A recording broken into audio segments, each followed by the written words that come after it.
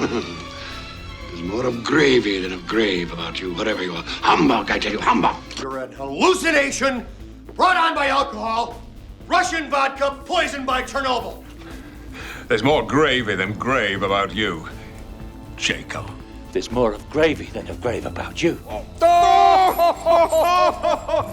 of gravy than of grave. What a terrible pun.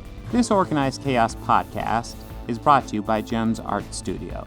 JEMS Art Studio is an online store that allows access to prints that you can use for most anything, obviously as just a picture, or as a wallpaper, or as a bookmark, or anything you can think of.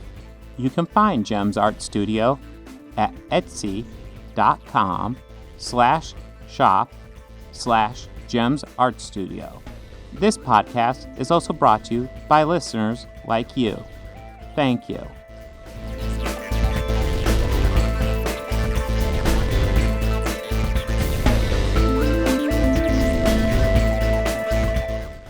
See what you did. We have broken down these movies in 5 categories from worst to best. And we're just going to go over them. And then when we get to our best in each category, it will get 1 point. Now, there's 3 of us. That means there's a possibility of 15 points. However, I wanted to make it interesting. Because we can't just make it too simple. So what's going to happen is if a movie doesn't end up with a majority and simply a plurality, we're going to eliminate the bottom movie. And whoever gave that movie a point, their second choice is going to get a point. And then we're going to do that until we end up with one from majority. So, does that make sense to everybody? Yeah. Okay. Wow, I was concerned. All right. So we are reading these from worst to best, correct? And then when we get to the best, that's where your point goes. So, the 5 categories will be supporting cast, sounds, visuals, story, and Scrooge. And we'll just say a couple sentences about each one as we go through. Let's see, I'll go ahead and start off, and then we'll go to Rob, and then George. And then next category, I was thinking we'd go Rob, George, and then myself. And then for visuals, George, just kind of switch it up every time around. Sound good? Yeah, that sounds good. All right. So I'll kick us off with Best Supporting Cast. For the worst supporting cast, I feel kind of weird putting this one here because it doesn't feel quite right because it's kind of the nature of it. But I had to go with Muppet Christmas Carol.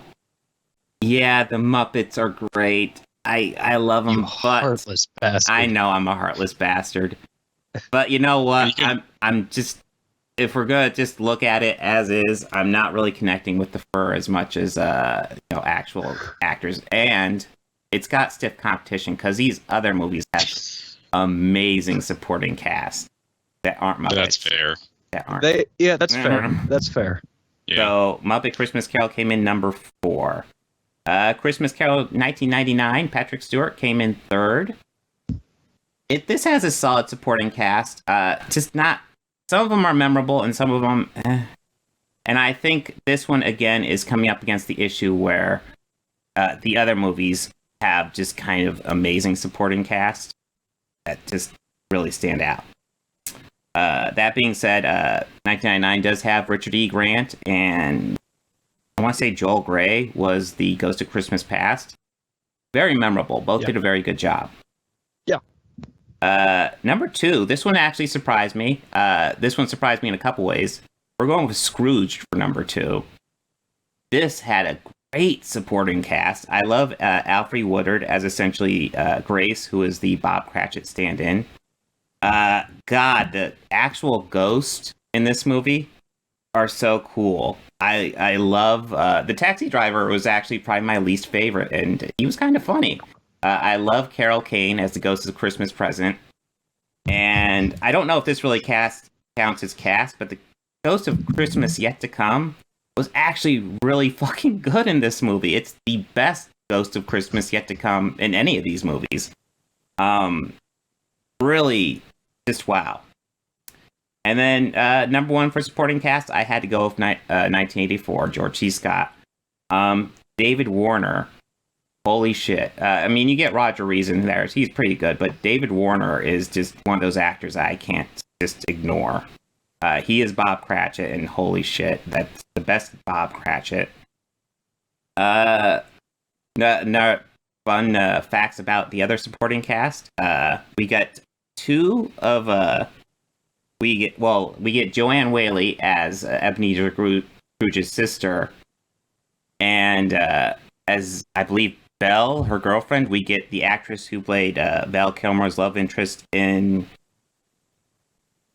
Top Secret. So therefore, we have 2 Val Kilmer love interests from the 80s in this movie, which is a fun fact.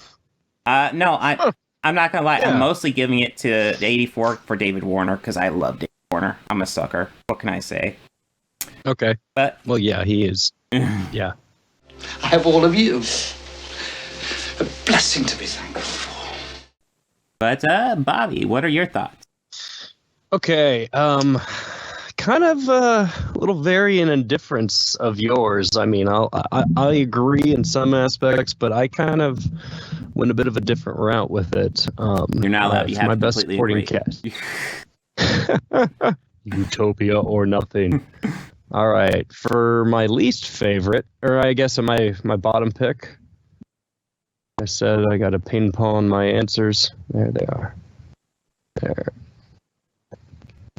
All right, it is going to be the 1990 Patrick Stewart. Hmm? Now, here's why, and I kind of feel that this problem hurts it, and I kind of thought of it not in the sense of it being a theatrical release, but more of like a made-for-TV movie, which this was.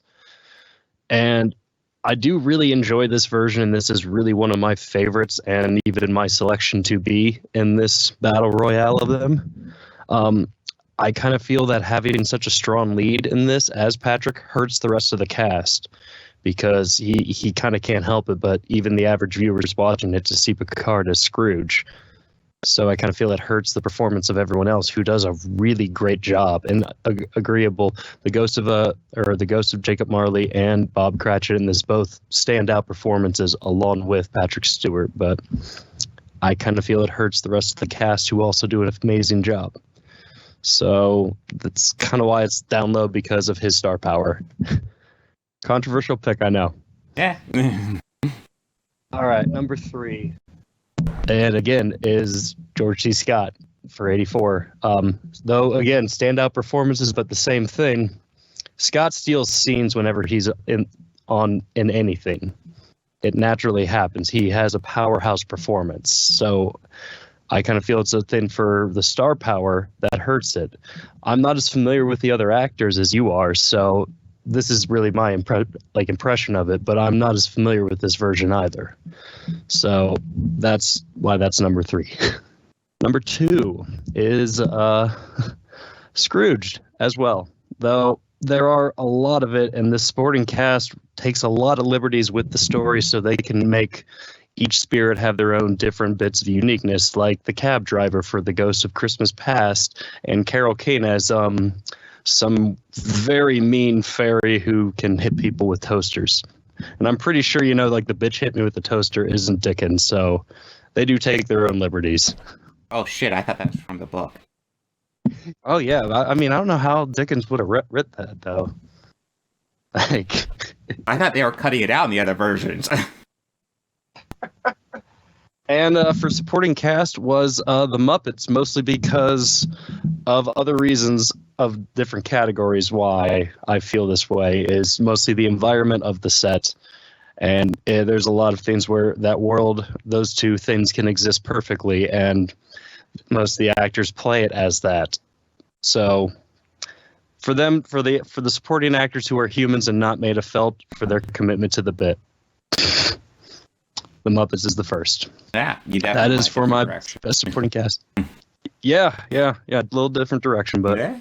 My name is Charles Dickens. And my name is Rizzo the Rat. Hey, wait a second. You're not Charles Dickens. I am too.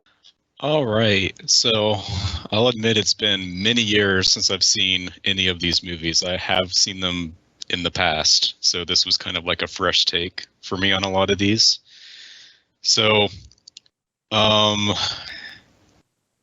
me, I I'm really looking at like three distinct different movies. Like sometimes there's things I liked in the Christmas Carol with George C. Scott, and other times there's things in the Patrick Stewart version that I like, but we'll get to some of that later. So for the best supporting cast, my number 4 I think is A Christmas Carol from 99? Is that the one with Patrick Stewart? Yeah, 99. Okay. Yeah, and Rob brought up some good points. It felt more like made for TV starring Patrick Stewart. I know his popularity was at the height at that time because it was hot off the heels of, Next Generation. So it seemed like more of a novelty type thing. But I still really enjoyed it. It's just none of the cast really stood out other than Patrick Stewart's performance. So let's move on. My number 3, I chose the George C. Scott Christmas Carol. And again, I don't know the actors as well as the main actor. I thought George C. Scott himself was great in it. He was in Patton, so he kind of has that attitude. So yeah. I thought that was a really well casted role. Not wrong. So,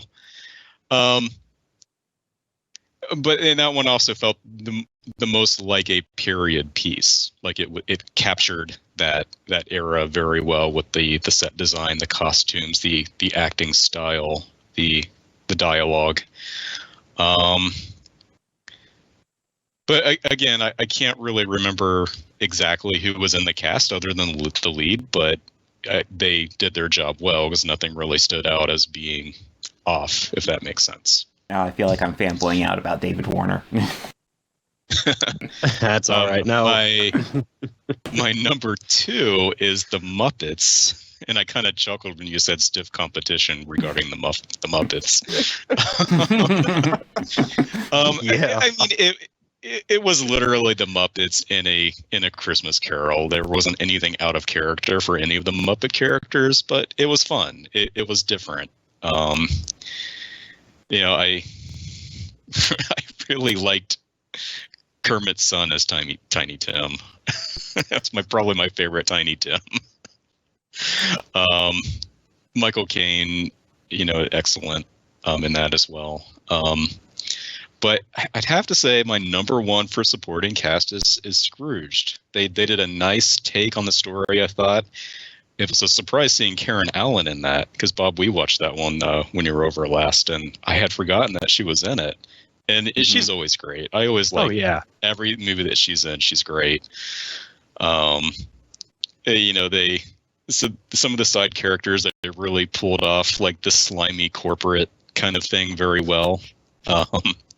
The ghosts were unusual but funny. It was just a really good take on it. So my vote for best supporting cast is Scrooged. Wow, like Scrooge, I feel like it was number 2 twice and number 1 once. Yeah, we'll kind of get to it, but I feel like that movie kind of surprised me. I didn't remember liking it, but yes. Taxi! Can you get me to the IBC building in 3 minutes? Which floor? Where are we at now? Sounds. So. Yeah. Rob, take us off. I think it's me? Yep. All right. So for sounds, is number 4, I have the George C. Scott 84 version.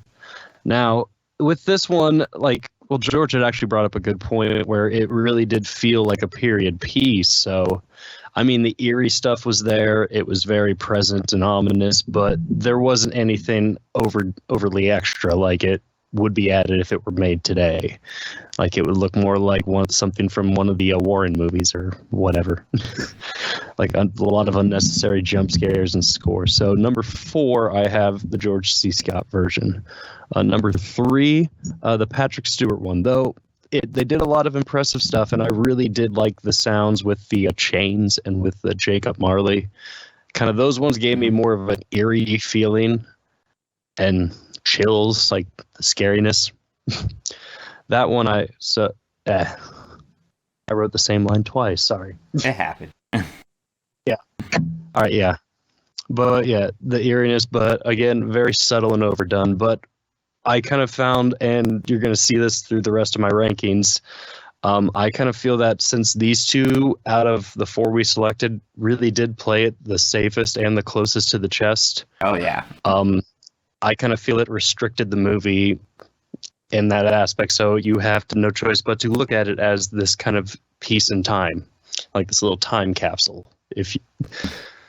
So that's why Patrick's down there. For number two in sounds will be the Muppet Christmas Carol. Yeah, this is the only one that's a musical that we talked about.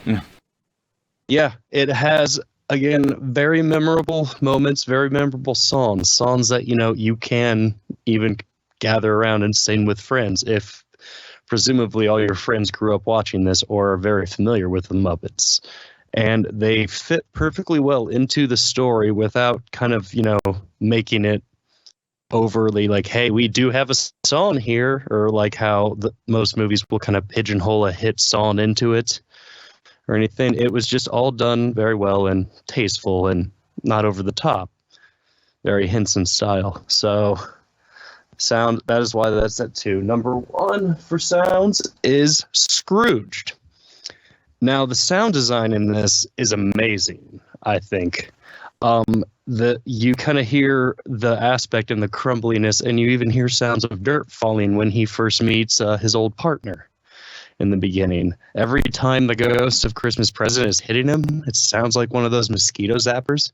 Mm-hmm. Yeah. Did you guys pick up on that? Or even at the end of the film where, he's asking like the audience, he's breaking the fourth wall and here asking the left side of the theater to hand, you hear the left side and your left. I was watching on headphones and I heard it through the left channel. I was wondering if right. it'd be something like that. I just listened to it on TV speakers. Yeah. And that was like, I was like, oh, that's nice. That was also a nice touch.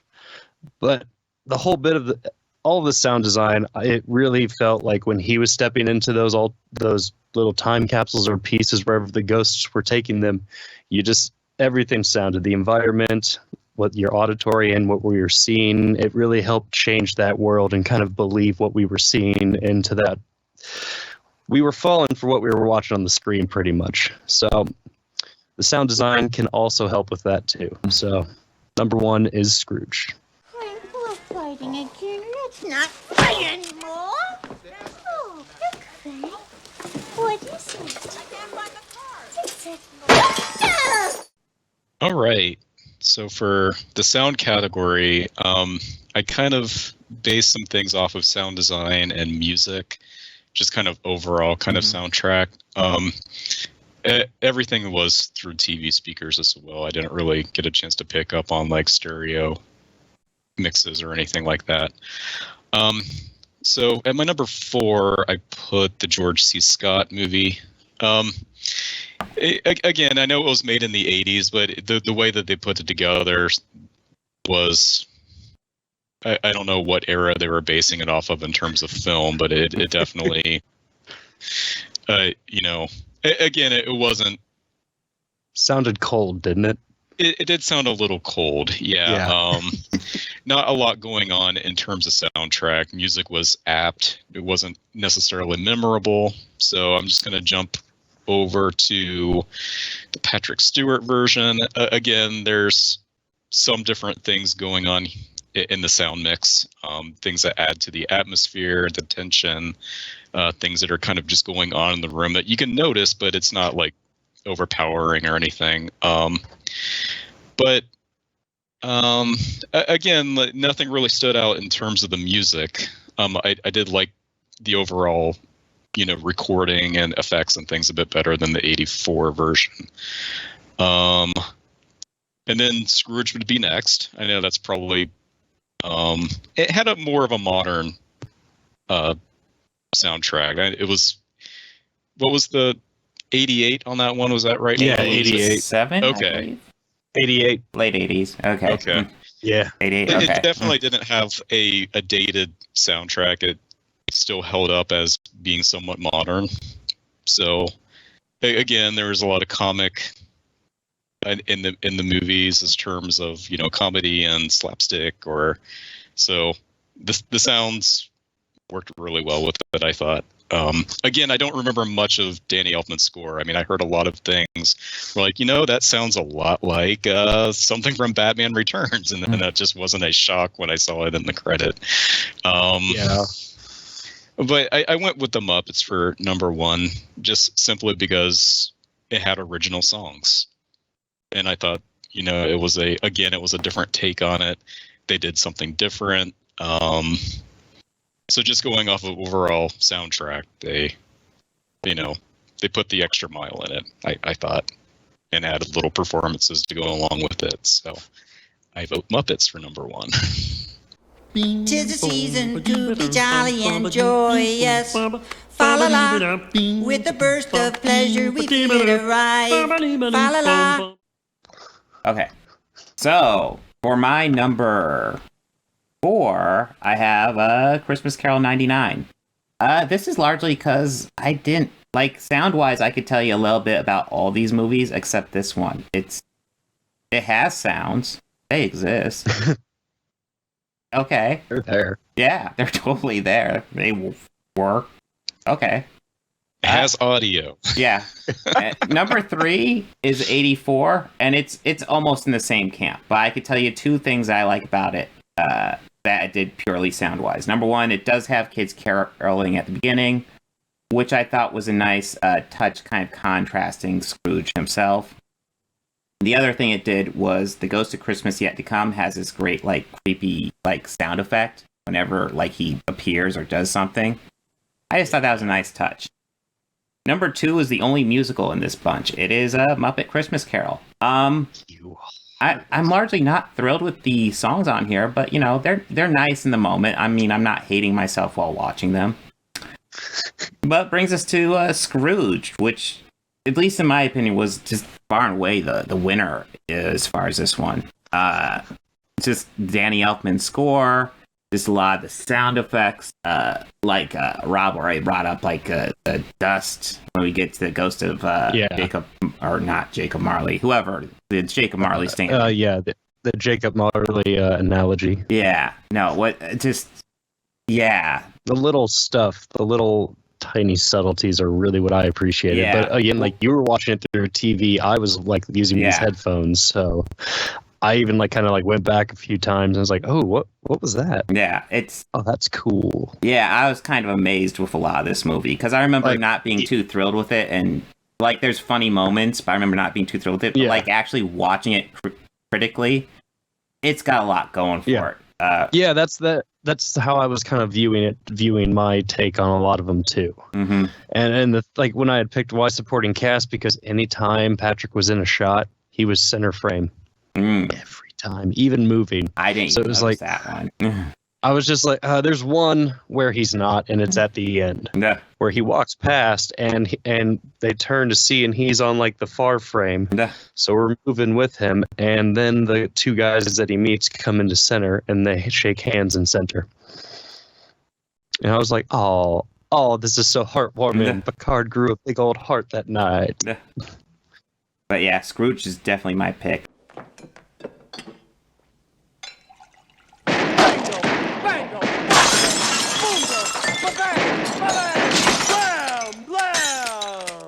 I don't mind you hitting me, Frank, but take it easy on the Bacardi. All right. So visuals. I'm not trying to repeat the same number 4 a lot, but I picked the Patrick Stewart version. And I don't know if it was because it was made for TV. I don't know if the other ones were either. We have 2 made for TV and 2 theatrical releases. Yeah. Okay.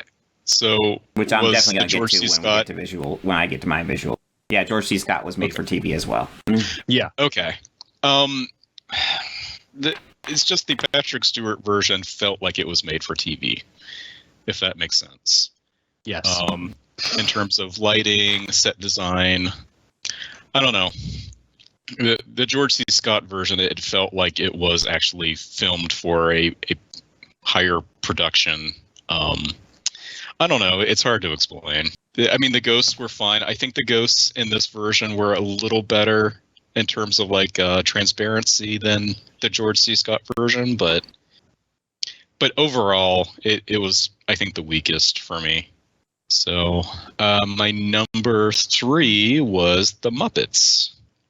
I mean, it's the Muppets. I mean, there's a lot of visual going on with the puppeteering, which I always have to give credit for it, because puppeteering is not an easy task when it comes to filmmaking. The surroundings, the towns, the sets, anything that they used location-wise did feel a little more period, but still wasn't as impressive as some of the other ones. So I put the Muppets in at number 3. Now, number 2, I really liked visually, and that was Scrooged. And I think when we watched it, Bob, I even commented on how good some of the effects still looked. Like, it's a very special effects heavy movie, and it still looks good. I mean, there's a lot of creativity that went into it, and I almost picked it as my number 1, almost, just because of how original they went with the direction of it. But I had to give it to the 1984 one. I can't say enough just how much of a period piece that looks like. It looks like it was, the early 1900s just captured on film, And if you didn't know who George C. Scott was, maybe, it would make it seem even more so. So yeah, number 1, Christmas Carol, 84. Our Savior Christ and his lady on Christmas Day in the morning. Clear the road. Out of the way. Let me through. So free on Christmas Day, on Christmas Day. May with the sound the All right. I think that's to me now. Okay, visuals. Yes. I'm not gonna lie. Number 3 and number 4 are pretty much tied for me for different reasons. And I think what really hurts is we're looking at theatrical releases versus TV releases. Feel it when you're looking at the visual. And I could go either way, because there's stories for there's ideas as to why one would be better than the other. It's really a tie between Christmas Carol 99 and 84, George C. Scott versus Patrick Stewart here. I think visually the story might be more clear in the 1999 one, but there's some really shoddy effects work. I think 84 looks pretty good, but there's some stuff where I could really tell they were being late. There's some edits that come in way more creative, such as the edit where he's grabbing the robes of the Ghost of Christmas Yet to Come, and it transitions into his bed sheets. And it literally just does a flat cut. And it's like, there's a million ways that you could have cheaply made that look great. And they didn't go for him. George is correct, though, however, because, a lot of the sets and a lot of the art direction looks pretty good in that one. But there's also, the cone. In the 1999 one, you clearly see him grab the cone and smother the Ghost of Christmas Past. Whereas in George C. Scott, you kind of just get a cut where he's holding it, and you don't really know what's going on. So it's really between those two. Number 2 for me, Muppet Christmas Carol. Muppet Christmas Carol is pretty good. It's a Muppet movie. I can kind of give it crap for supporting cast, but they're Muppets, and this is where I kind of appreciate the fact that they're Muppets. It's well done. I gotta appreciate the Muppets in some way. They're sitting apples, for fuck's sakes. Yes. It looks pretty good, and this is very much a theatrical release. But number 1, it's got to go to Scrooged, man. Scrooged, I love the visual look of the Jacob Marley stand-in. I love the visual look of the Ghost of Christmas Yet to Come. I love when he opens up the robe, and you just see this skeleton with these weird demon babies yelling. It's so kind of freaky, and it's a contrast. Looks like Freddy Krueger. Yeah, it kind of reminded me of that, or Evil Dead 2 or something. Yeah. It's such a great contrast. The whole movie is this goofy comedy, but then you have this Ghost of Christmas Yet to Come that is super fucking freaky. I love that the Ghost of Christmas Yet to Come also, it has a TV screen face. Yeah. It's perfect. That bothered me more than the souls inside the rib. Yeah, but the souls just look great. It's just, Yeah. I mean, it almost gets to the point for Ghost Christmas Yet to Come, but also has like the Jacob Marley stand, and it has that thing where he's holding him outside the window, which looks great. And then he's ripping the muscles off. Yes, ripping the muscles off. I want to bring that up because that looked great. Oh my god, yeah. And when he walked away, and when the hand fell, how his arm was still standing up there, so it was like this pretty much. Yeah. Yeah. It's for me. It was kind of a no-brainer. That looked great. Yeah. Yeah. Even watching that, I was like, "Holy crap, that looks good still." And it's like, when did this come out? 88. Plus, they did the production. The production within the production, where they were doing the TV studio sets and everything. Yeah, I almost picked that as my number one. Yeah, it's. I don't know. For me, it was close. Pretty big. It was a winner.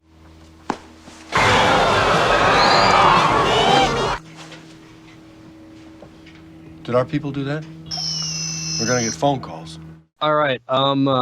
Number 3 is like we've all been talking and mentioning. It's kind of like that awkward elephant in the room. Is the Patrick Stewart, just the made-for-TV.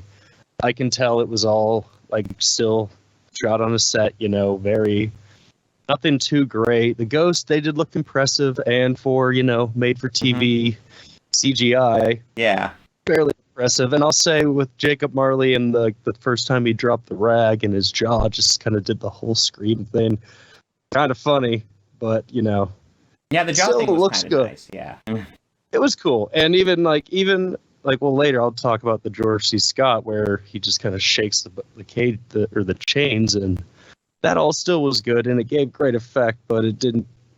But not that great of effects, and like you said, some of them will look a little bad, and for that, I just put Patrick Stewart down for the 4th one for his version of the Christmas Carol. Number 3 is the George C. Scott one. Now, the one thing that this did, and the editing, there were some in here that did really kind of get to me. Mm-hmm. Though, the ghosts and everything did look better, I think, as transparency, like George brought up in the Patrick Stewart version. These ones I just kind of like the performance of them and how they were lit. Now this one, again, I could tell it was still a stage, or like a sound stage, but they were acting like they were performing it in a theater. And it sounded to me like that was the room that I was getting. But again, I was with my headphones. That's how I was listening to it. So for the sound design in that aspect, the visuals in that, just the lighting on it is really what I kept. How the ghost, you knew it was because it had that kind of almost like white light or that bluish kind of scary light with Jacob Marley, and the lighting kind of went from all bright white and golden lights to the Ghosts of Christmas Past to kind of more festive looking ones to sad blue and gray with the Ghosts of Christmas Yet to Come. How the lighting just transitioned along with each kind of feel of each spirit.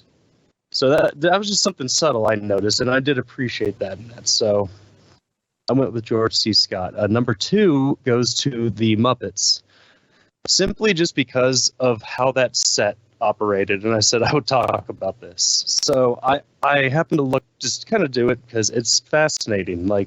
How do you build a world for humans and Muppets to live and interact in? That's kind of an interesting question, I thought. So I found this featurette where they did build a set that would go about to maybe yay high, so that they could duck down and still operate and perform, and the actors could still walk up there perfectly and just carry the whole scene on. And just for that's interesting. They still made this set like a little living, breathing town. That's just incredible. And it's humans acting with Muppets. That's always incredible to see. I mean, puppeteering is amazing, and this is one where they made Kermit walk on his own. Though it was computers, but that was the first time that had ever happened. So it was about that, yeah. Yeah, and I remember that as a kid, being blown away by that. It's not like him riding a bike where how they're doing it. And number 1 for visuals, I got to go with the Scrooged. They took, like I've said, they took liberties with their own way of telling the story, And they really had fun with it. And, even like George said, the set within the set, how they played within that and within the dreams that he was experiencing. And every bit of it, just every world was believable, even when they would just step through a set door and they're at his brother's house. All of it was great. And this one just looked great. Everything down to the smoky cab. And he had to have been my favorite, I have to say. He was my favorite, the Ghost of Christmas Past. Oh. A smoky, rude as hell New York cab driver. Now, he might be my least favorite ghost in that movie, but they're all great. I love them all. No, they're all great, and I can't pick a favorite. I know this is off category, but I really can't pick a favorite of a Christmas Present. I can't pick a favorite. They all were great. Mm-hmm. Yeah, that movie really did. All right. I would feel like I'd be doing a disservice not to pick the Muppet one in that aspect. All right. Giant. Yeah. And be safe. Go, You got God bless time. you. Oh, no, please. All right, so on to best story, and it's back to me. So this is where we start seeing some issues with Scrooge, because the story is choppy, unfortunately. There is a censor character that apparently someone who worked in that movie had an issue with censors. Because essentially this character is introduced and they spend the whole movie beating the crap out of her. And I'm not going to lie, it gets a little chuckle, but they keep on going back to it. There are extra characters here. Like there's a character that hands Frank a newspaper talking about an old woman that dies. And this character is never seen again. And I'm just thinking, why didn't Grace do that? There's lots of things that the story here is just iffy at best when it's not following the Christmas Carol. Okay. To that, like, who's that blonde lady that we see in the board meeting, and we always kind of see her in the background? And I noticed at one point she comes up and says something to him, but like, what was the point of showing her with only just to have her do that? Yeah, no, there are characters that feel like there's the character who's brought on to be like the guy who's keeping an eye on Frank, and it really feels like we should be like on his side. There are moments where he really puts Frank in his place, but you hate him, probably even more than Frank. So I'm not sure if we're supposed to hate him more than Frank, or if we're supposed to be somewhat on his side, because Frank is fairly despicable until the end. And honestly, the ending where he's just talked to the audience feels really lazy to me. Just him yakking. It's like, and we'll get to best Scrooge or best Scrooge stand-in later. But there's lots of things where it doesn't work. I'm afraid Scrooge is past its prime on this list for me. Muppet Christmas Carol comes in number 3. Honestly, like, this one's not bad. It follows the story fairly religiously, but obviously it does its variations, and the other two are just so faithful that we don't get to little children. So it's not that Muppet Christmas Carol really is at fault here, but number 2 is actually going to go for 1984, which I feel is very good, and it feels like a very faithful adaptation, but I feel like there was a bit more they could have done with it, which I felt like was actually reached in my number 1 pick, which would be the Patrick Stewart one. It talks about the chains of Jacob Marley and how Scrooge's chains are just that long, except 7 years longer, which I believe was also brought up in the Albert Finney version, which makes me think that's probably from the book. And there's lots of little details like that where they really kind of explore. I feel like it fleshes it out a bit more as far as the raw story. So for the first point it gets so far today, I'm giving it to Christmas Carol 99 for the story. I wear the chain I forged in life. I made it link by link and yard by yard. It is a ponderous chain. Rob, what do you think of the stories? Okay.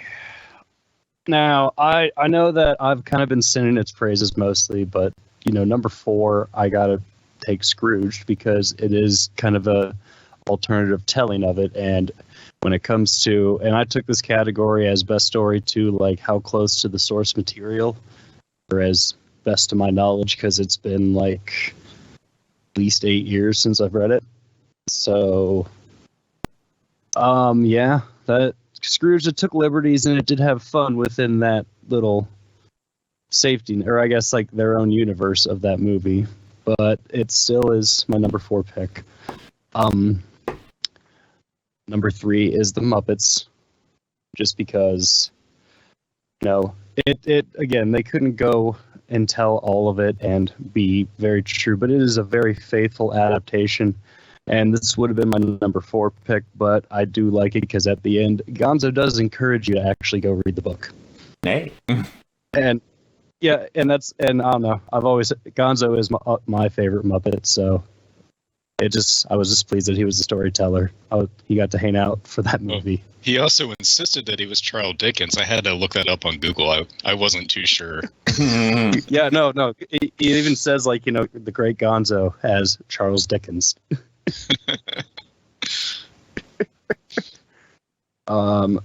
Number 3, I'm gonna have to kind of disagree with you, or number 2, sorry. I'm gonna disagree with you, Bob, but I got to put the Patrick Stewart one at around number 2. Is Patrick Stewart, though they did stick a lot more, and they did talk more about the chains. But I kind of felt that he kind of like a showing and not telling, as they did in the number 1 with George C. Scott, where because I kind of felt him shaking him there was showing him like, like this is what you got to look at, man, like trying to emphasize it to him.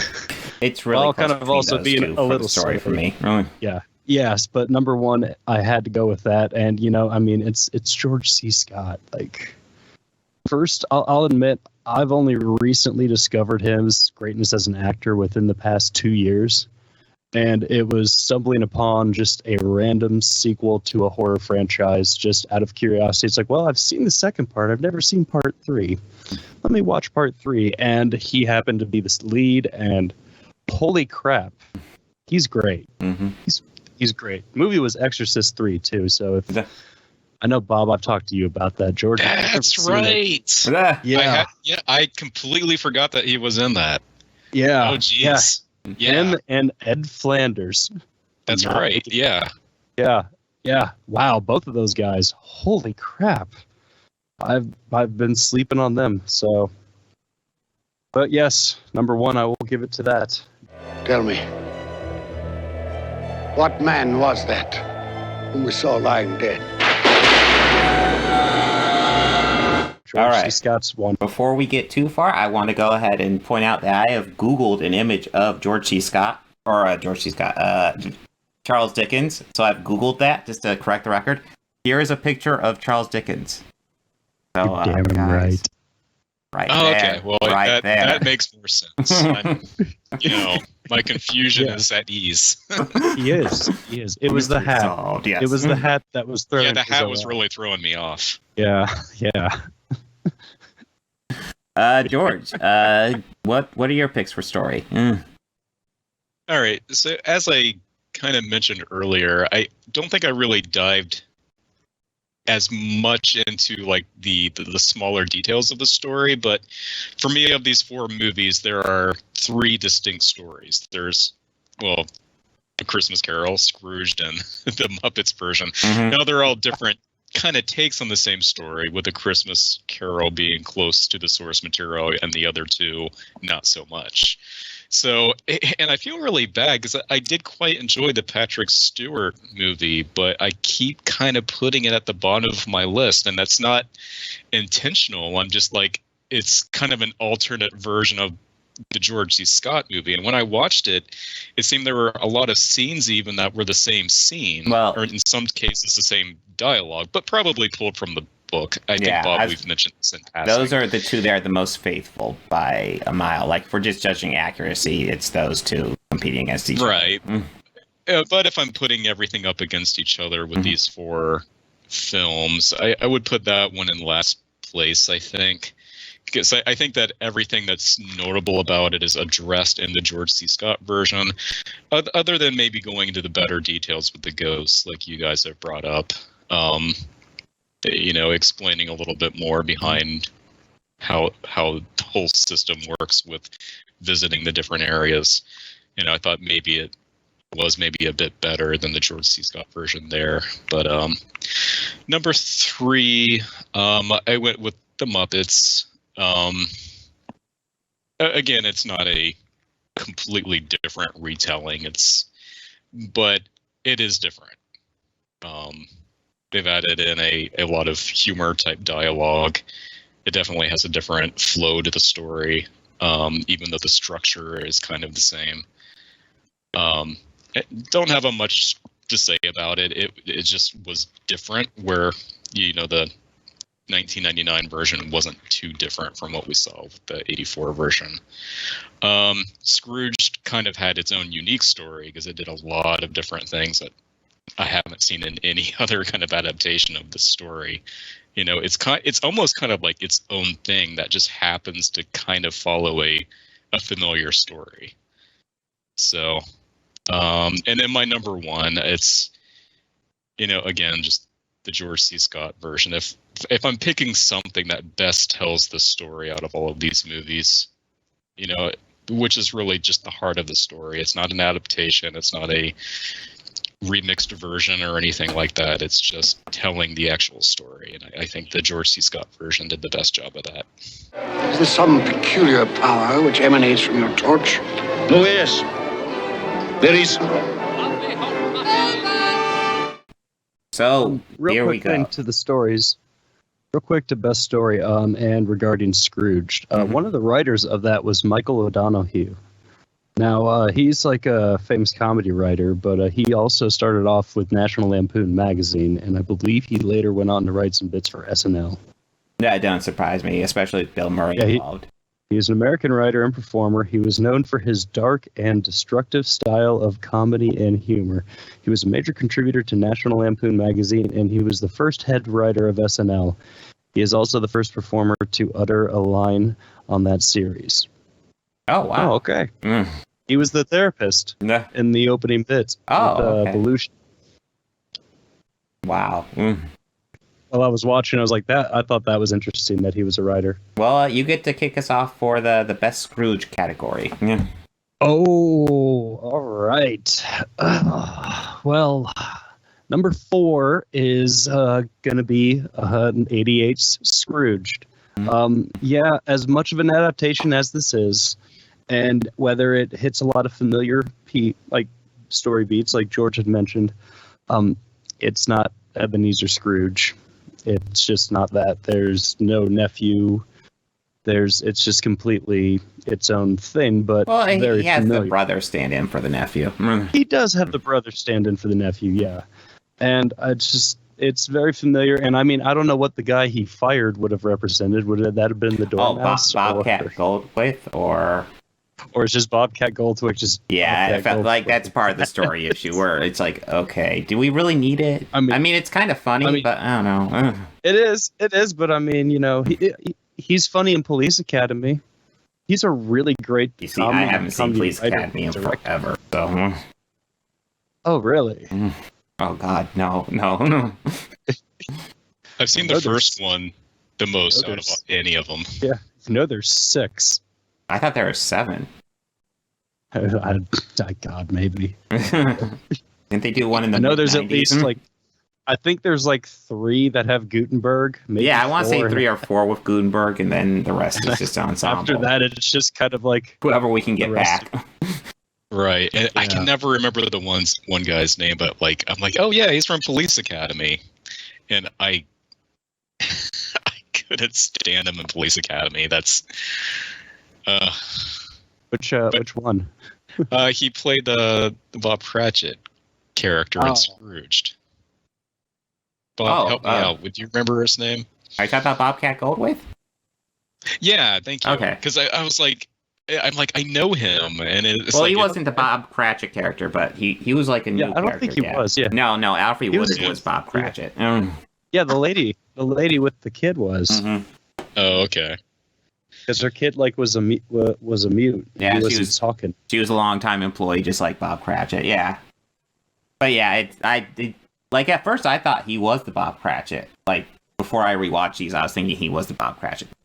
Yeah, right. but because he was in it quite a bit. Oh yeah, it's not like it's not like any of the other movies have a character like him in it.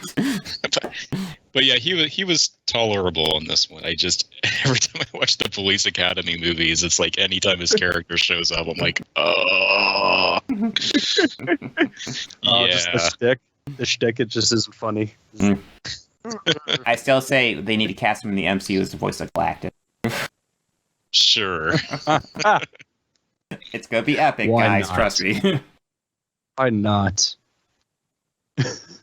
Okay, number 3. I have Michael Caine as that. I honorably, because he did legit play it straight. He did, and watching it, I kind of enjoy his performance a lot. Like I really do. But I didn't want to kind of have this list be dominant of like theatrical destroying a television and not taking it away, because there were 2 great actors that also played this same role amazingly well. But I had to put Michael Caine at number 3. Number 2 is Patrick Stewart. He is, amazing actor, very great, and I really did believe all of it when he was being, ruthless Mr. Scrooge. I just felt the ice and bitterness in his voice, and just his delivery was great. But he's no George C. Scott, and that comes in number 1 for me. I mean, Scott always gives powerhouse performances, commanding. He's great. He had to be my favorite Scrooge, so that's number 1 for me. Many can't go there, and many would rather die. If they would rather die, perhaps they had better do so and decrease the surplus population. All right, so I think our lists are similar, Rob, maybe a little different. But I put Bill Murray in at number 4, just simply because, it was an interesting take, but it was Bill Murray. He wasn't playing anybody else in that movie other than Bill Murray. So, and there's not much I'm going to really add. It was just watching Bill Murray be Bill Murray. My number 3, I put Patrick Stewart. He did an all right job. I wasn't entirely sold on him being cruel or cold. But again, he did an all right job for what it's worth. Number 2, I actually had forgotten how good Michael Caine was in the Muppets movie, actually. I wasn't expecting much when I watched it the other night, but he did it really well. I thought his body language was really good. His facial expressions were great. I was pleasantly surprised by it. Again, a lot of these movies I have not seen in over 20 years probably. So, number 2, Michael Caine. And it's hard to beat George C. Scott. Yeah, definite number 1. I mean, maybe they typecasted him, maybe they didn't. But, he plays mean very well. If you've seen him in other movies, you don't mess with him. He's intimidating. He's clearly a dick. He's cold as ice. It's I really, nailed that performance too. George C. Scott, number 1, Scrooge for me. But you don't think me ill-used when I pay a day's wages for no work. Christmas comes but once a year, sir. Poor excuse for picking a man's pocket. All right, so I'm going to sound like a complete broken record here. I guess not 100% broken record, because it's not 100% accurate, but it's going to be similar.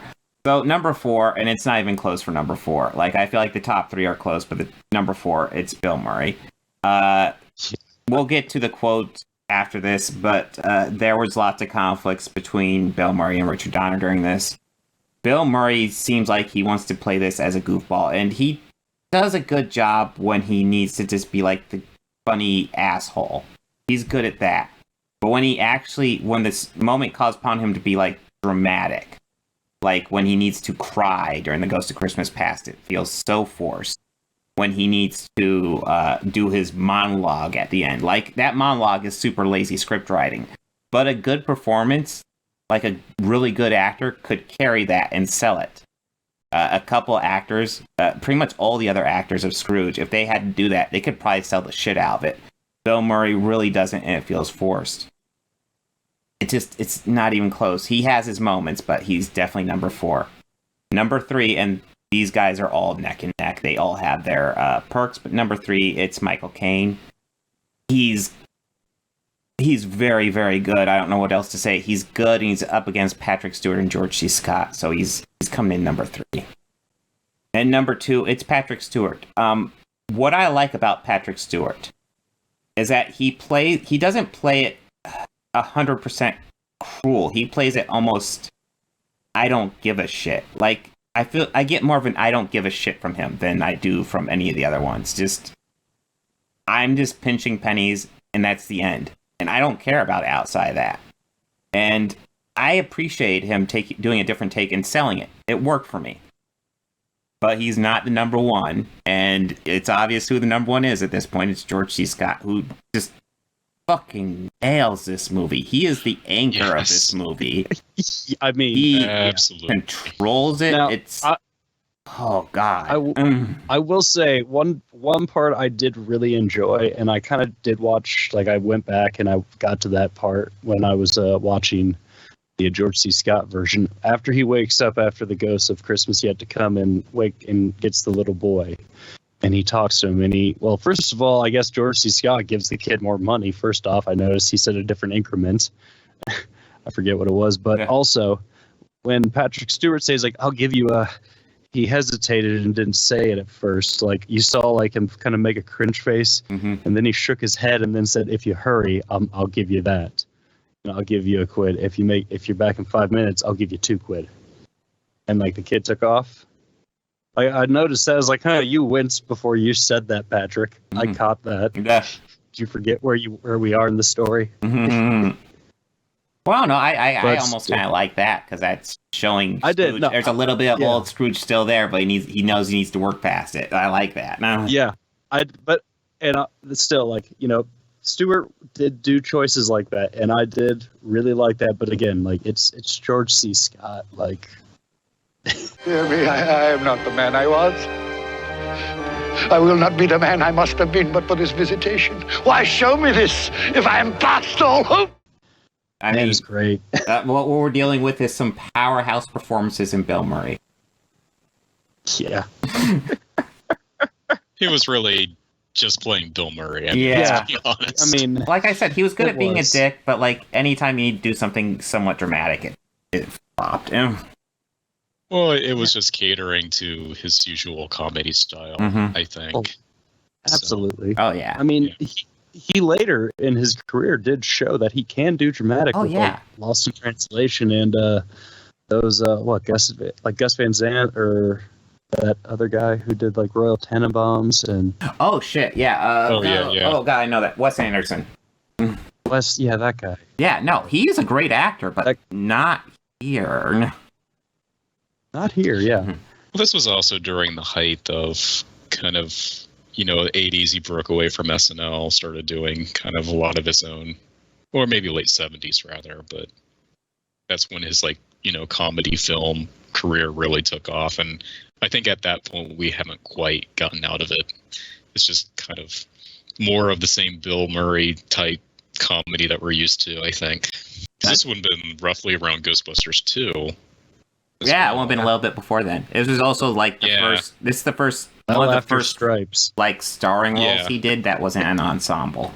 But yes, as you may notice, the scores. Christmas Carol '84 shot up quick at the end. But I think I put it at my number 1 on almost every category except for. Well, I grew up on that one, so that's a special place. I gave it number 1 for supporting cast, and you guys were like at the bottom of that one. And I admit I'm a sucker for. He is so fun. It's all right. But as I said, a movie needs to win the a majority, not a plurality, and no movie has plurality. So that means we have to eliminate the bottom one, which would be Patrick Stewart's Christmas Carol. So... sending it to the Forbidden Zone. Yep, it's gone. And that means... and I'm the one person who gave it a point. So that point now goes to second place. And if you remember, it's going to be a very interesting round right here.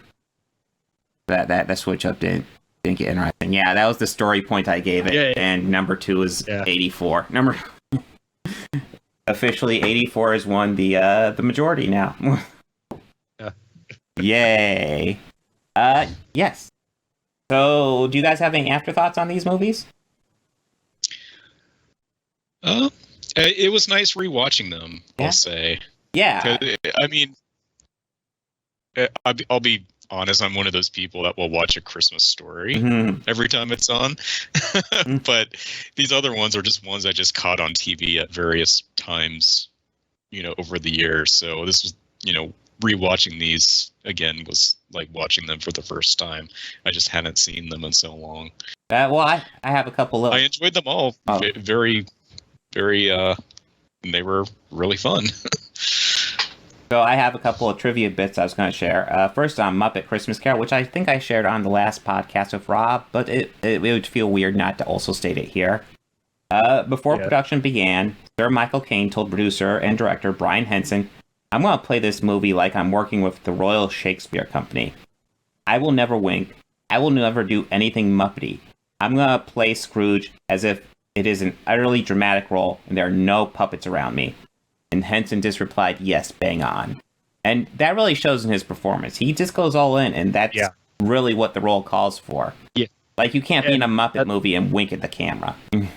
No, not like these newer modern ones where these newer actors, I think, in the past too, they pretty much are hamming it up with them. And it's like, look, I'm with Kermit. Mm-hmm. Right. No, you just got to treat it like. Well, especially that last one. You're a talking. Okay, you're a talking frog. You need help? What can I do for you? Just go with it. No, yeah. Go ahead, George. Yeah, the newer ones, I don't know, it really just pisses me off when I see them, because I guess it's because I grew up watching those older ones, so I'm used to it just being, oh, okay, this is normal. So, but yeah, how the modern ones take it and they do ham it up for it. It's I'm not a fan. Agreed. It's something I noticed with this Muppet movie. I didn't realize that his son, Brian Henson, had been doing work that early on, because I think that was like 91 or 92, wasn't it? Yeah, I want to say Jim died like a year before. Wasn't it dedicated to Jim at the end? I misremember. It was. And I think this was the first one that they did since he passed. Okay. Yeah, I didn't catch that. Yeah. But yes, so a little bit of trivia on Scrooged. Bill Murray and director Richard Donner reportedly did not enjoy working together, creating a lot of tension on set. Shocking. When asked by film critic Roger Ebert if he had any disagreements with Donner, Murray replied, "Only a few, every single minute of the day. That could have been a really, really great movie. The script was so good. There's maybe one take in the final cut of the movie that is mine. We made it so fast. It was like doing a movie live. He kept telling me to do things louder, louder, louder. I think he was deaf." Now, I'm going to give you my thoughts on this, because I think a lot of the quality of this movie kind of comes from Richard Donner. Like, he knew how to direct the shit out of this movie. It is well put together. I think, like, he brings up the script's great. I don't think the script's... Like, if the script is anything like represented on screen, I don't think the script's great. And I also think Murray, who had largely done, like, lots of stuff with Ramis and Reitman at this point, I think he's more used to working on kind of a zanier set. Like, if you hear stories of Harold Ramis movie sets, lots of times he just has actors ad-lib, and he puts together in the end, and it works. Like Caddyshack, you can tell that's an ad-libbed movie for the most part. That story is barely existent, but it's fun. Yeah. That's what Harold Ramis is good at. That's not what Richard Donner does. Not by a mile. And I think you're just seeing conflicting styles. And honestly, I think Donner does a much better job than Murray in that movie. For all the how much I like Bill Murray, I think Richard Donner really shines in that movie. Let's see. This is going to come out a week from today. So, yeah, the next podcast from you guys watching or listening's perspective might be the Genesis one if you're watching. If you're listening, it's going to be, we got to slam a whole bunch to watch. We're going to have Spider-Man No Way Home, we're going to have Matrix Resurrections, and we're going to have the last 3 episodes of Hawkeye. So that should be a fun episode. Yeah, I think that's it. So let's everyone have a good one. Yeah. All right. Take care. Thanks.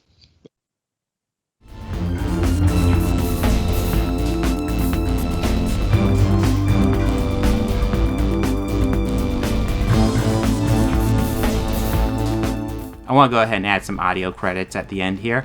The theme music you're hearing at the beginning and end of this podcast was written and performed by George Johnson, a very good friend of mine.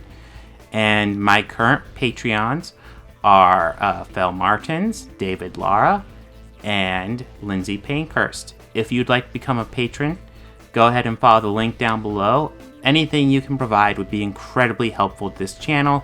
We're barely limping by right now. I'd love to make this my full-time job, but I'm miles away from that right now. So any help you could provide, just $1 a month would be amazing.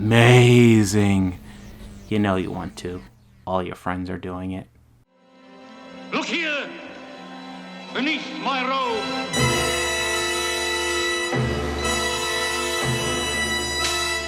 Look upon these